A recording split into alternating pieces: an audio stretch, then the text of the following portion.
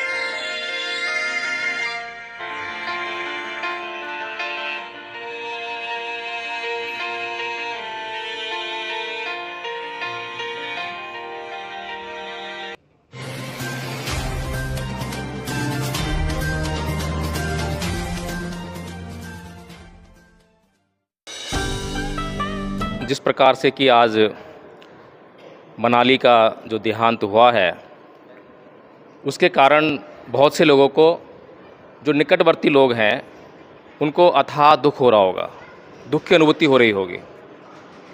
लेकिन ये भी सच है कि जो लोग निकटवर्ती नहीं हैं, उनको वैसा दुख नहीं हो रहा होगा। लेकिन ये दुख कहाँ से आ रहा है?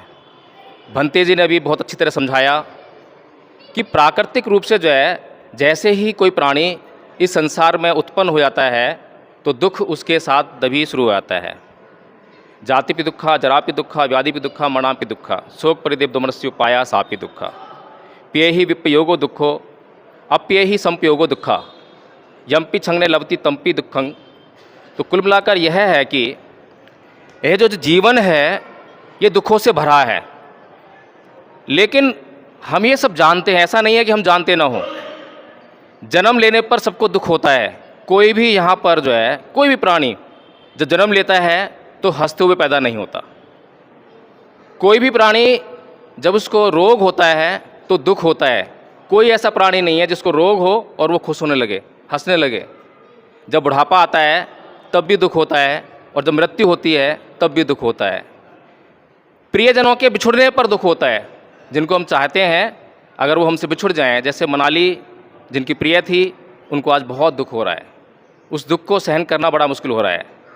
अप्रिय जनों का मिलना भी दुख होता है। जिसको हम नहीं चाहते हैं अगर वो मिल जाएं तो भी दुख होता है। हम सांप, बिच्छू आदि प्राणियों को नहीं चाहते हैं, घर में घुस जाएं तो बहुत मन भय से व्यथित हो जाता है। तो कुल मिलाकर यह है जो भगवान बुद्ध का मार्ग है। क्या भगवान बुद्ध ने ऐसा कोई मार्ग दिखाया है, ऐसी कोई बात बताई है जिससे कि दुखों से मुक्त हुआ जा सके? तो भंते जी ने बिल्कुल ठीक ठीक कहा है कि प्राणी अगर उत्पन्न होगा तो दुख तो उसको झेलने ही पड़ेंगे। कोई प्राणी इन दुखों को रोकर झेलता है और कोई हंसते हुए समता में रहकर उनको झेल लेता है।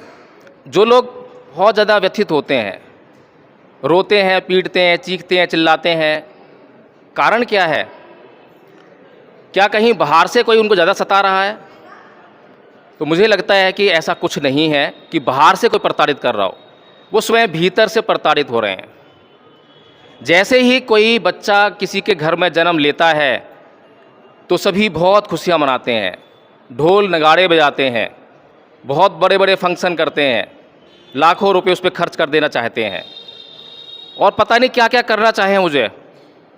क्या उन्हें पता नहीं है कि यह जो बच्चा जन्म लिया है जिसने, इसकी मृत्यु उसका जुड़ गई है?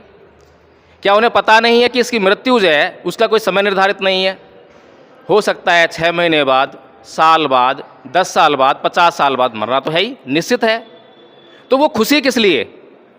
उस खुशी में ही उसकी मृत्यु का जो दुख है वो समाया हुआ है। लेकिन हम जो राग रंजित लोग हैं, यानी सुख ही सुख को चाहने वाले लोग हैं, कभी भी दुख को चाहते नहीं हैं, तो उनकी पीड़ा अथाह होती जाती है, बढ़ती जाती है।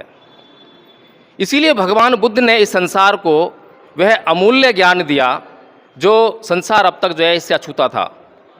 भगवान बुद्ध से पहले जितने भी लोग संसार में थे, सभी लोग सुख को ढूंढ रहे थे अपने जीवन में, और जैसे ही सुख मिलता वैसे ही उसको भोगने लगते, और जैसे ही वो सुख को भोग लेते, खत्म होता, फिर क्या रहता? दुख, फिर दुख।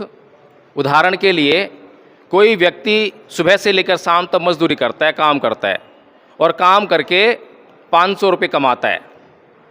अब 500 रुपये में बहुत सुख है, बहुत ज़्यादा सुख नहीं है, लेकिन जो जो सुख वो ढूंढ रहा है वो सुख उसमें है। जैसे कि कोई शराब पीने वाला व्यक्ति है तो शराब में वो सुख ढूंढ रहा है, उसने उसमें से कुछ पैसों की शराब पी ली।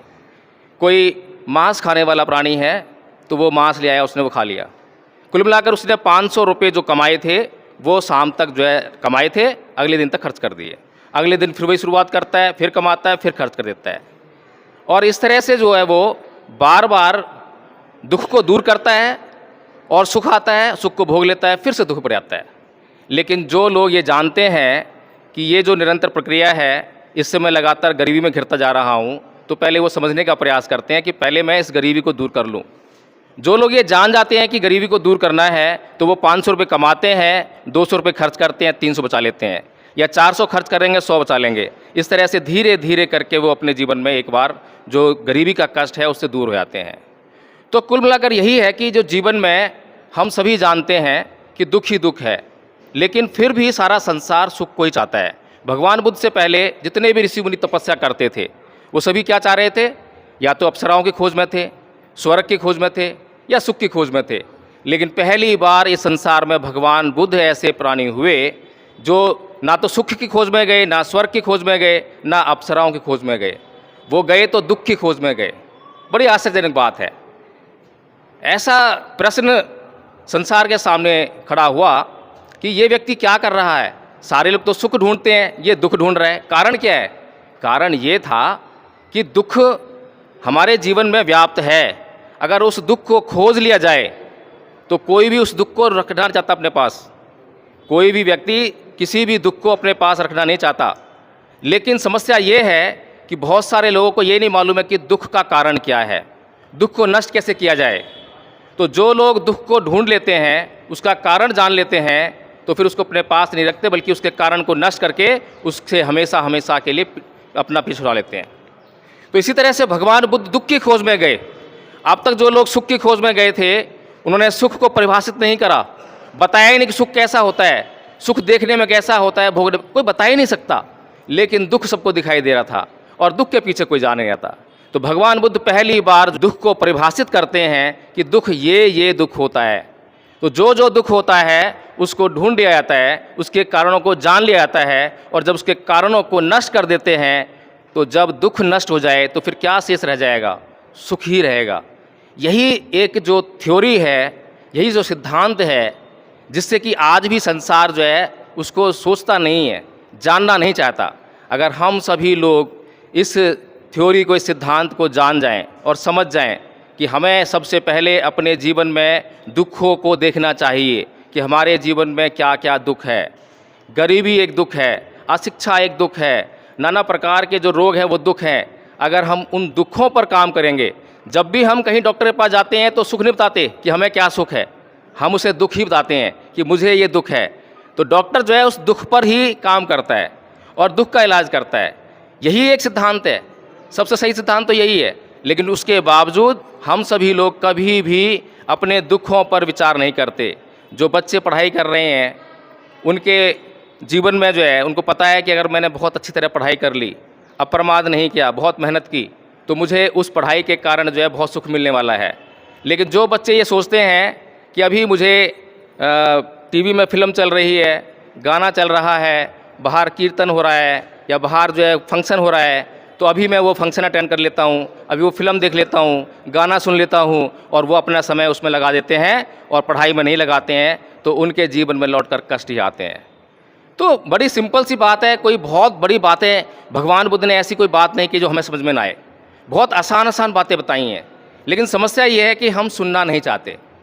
पहली बार भगवान बुद्ध ऐसे व्यक्ति हुए संसार में जिन्होंने यह कहा कि मानो मत, जानो, और मेरी शरण में आने से आपको कोई फ़ायदा होने वाला नहीं है। अगर मात्र मेरी शरण में आ गए और कुछ जाना नहीं, कोई प्रश्न नहीं किया, अपने संदेह नहीं मिटाए, तो कोई लाभ होने वाला नहीं है। मेरी शरण में आ भी गए और मैंने जो बताया उस पर तुम चल नहीं पाए, तो कैसे लाभ होगा? डॉक्टर के पास गए हम दवाई लेने के लिए, डॉक्टर ने दवाई भी दे दी, लेकिन हमने दवाई खाई नहीं, तो कैसे ठीक होंगे? तो इसीलिए भगवान बुद्ध कहते हैं कि सबसे पहले प्रश्न करके अपने संदेहों को मिटाओ। जो लोग प्रश्न नहीं करते हैं, केवल मानते रहते हैं, तो उनको मूर्ख बनाने वाले लोग इस दुनिया में मौजूद हैं। कोई कहता है कि हाथी की सवारी चूहा हो सकता है, तो जो मानने वाले लोग हैं मानते रहते हैं। किसी की आस्था जुड़ गई, किसी श्रद्धा बन गई, किसी का विश्वास बन गया, तो ये मानने में ही लोग भटकते रहते हैं। इसीलिए भगवान बुद्ध का मार्ग है कि जो आज हमारे बीच में मनाली नहीं है, जिन लोगों ने उससे बहुत आसक्तियाँ की, बहुत आशाएं रखी, बहुत प्रेम किया, तो उतनी ही आसक्तियों के कारण, उतने ही प्रेम के कारण आज उतना ही दुख तो हमें सहन करना ही पड़ेगा। लेकिन जो लोग जान जाते हैं कि एक ना एक दिन हम सबको जाना है, हमारा चाहे पुत्र है, पुत्री है, भाई है, बहन है, सबको जाना है, और उसको हम अगर सत्य को जान जाएं और जानकर जो है केवल उतना ही व्यवहार करें जितना आवश्यक है, तो मैं समझता हूँ कि उस समय जो है दुख जो है कम होगा। दुख तो होगा, लेकिन दुख जो है कम होगा, सहने योग्य होगा। तो इसीलिए जो है हमें आज मनाली के ना होने पर जो दुख हो रहा है उसको समझना चाहिए कि ये जीवन का सत्य है, और उस दुख में हमें बंधे नहीं रहना चाहिए। हमें आगे का जीवन चलाने के लिए तत्पर रहना चाहिए। इसीलिए मैं एक कहानी बताना चाहूँगा कि एक बार एक बोधिसत्व होते हैं और उनका पुत्र होता है इसी प्रकार का, जो है 12-13 साल का होता है। खेत में काम कर रहे होते हैं, अचानक सांप उसको काट लेता है और उसकी वहीं मृत्यु हो जाती है। तो बोधिसत्व उसको देखकर जो है उसकी लाश को एक साइड में लगा देते हैं और काम करने लगते हैं। एक व्यक्ति वहीं से पास से गुजरता है तो उसको आवाज़ लगाकर बोलते हैं कि हे भाई, मेरे घर पर मेरी पत्नी भोजन ला रही होगी, ज़रा उसको बोल देना कि आज केवल 2 ही लोगों का भोजन लेकर आए। तो उस व्यक्ति ने जाकर उसकी पत्नी को घर पर सूचना दी कि आज केवल आपको जो है 2 ही व्यक्तियों का भोजन लेकर आना है। पत्नी भी समझदार थी, समझ गई कि आज जरूर कुछ घटना घट गई है, तो वह 2 ही व्यक्तियों का भोजन लेकर आई। और वहाँ पर खेत पर पहुँचने के बाद पहले दोनों पति पत्नियों ने अपना भोजन किया, और भोजन कर चुकने के बाद उस बेटे की लाश का अंतिम संस्कार किया और फिर से अपने काम पर लग गए। तो वे लोग सच्चाई को जानने वाले लोग थे। वो शोक और विलाप करते तो शायद कोई 13 दिन, कोई 15 दिन, कोई 30 दिन शोक में बिता देता, और वो खेत में जो काम होना था वो रुक जाता, उसकी हानि भी उन्हें भुगतनी पड़ती। तो जो लोग ये सत्य को जानते हैं तो अपने जीवन में आने वाली हानियों को जो है उससे बचा लेते हैं, और उससे जो हानि के कारण जो हानि होने वाली थी, नुकसान होने वाला था, जो वो नहीं होगी अब जो है, तो उसके कारण उनको लाभ होने लगता है। तो इसीलिए जो है ये जीवन के सत्य हैं। इन जीवन के सत्यों को जो जान लेता है उसको जीवन में लाभ होते हैं, और जो इन जीवन के सत्यों को जानते हुए भी इनकार करता है तो उनको अथाह हानि ही उठानी पड़ती है। इसे अपनी वाणी समाप्त करूँगा। सभी को जय भीम, नमो बुद्धाय।